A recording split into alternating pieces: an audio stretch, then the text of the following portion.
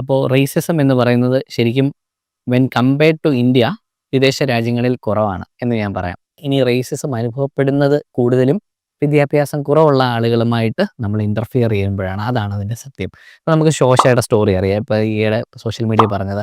അപ്പോൾ അങ്ങനെ physically emotionally ഒക്കെ ഡ്രെയിൻഡ് ആവുന്ന കുട്ടികളുണ്ട്, ഇല്ല എന്നല്ല. പക്ഷേ അത് ഒരുപാട് ഉള്ള ഒരു കേസല്ല. നിങ്ങൾ മേജർ സിറ്റികളിലൊക്കെയാണ് വർക്ക് ചെയ്യുന്നതെങ്കിൽ വിദ്യാഭ്യാസമുള്ള ഒരു സമൂഹത്തിൻ്റെ കൂടെ ജോലി ചെയ്യേണ്ട സാഹചര്യങ്ങളിൽ ഒരിക്കലും നിങ്ങൾക്ക് നേരിടാൻ സാധ്യതയില്ല.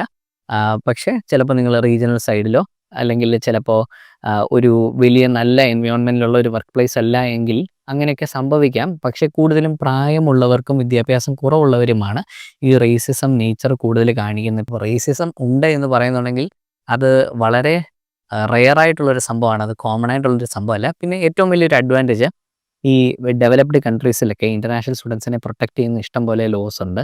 അപ്പോൾ അങ്ങനത്തെ കാര്യങ്ങൾ നമ്മൾ കൂടുതലും അറിഞ്ഞിരിക്കുക. Stay aware and speak up if needed.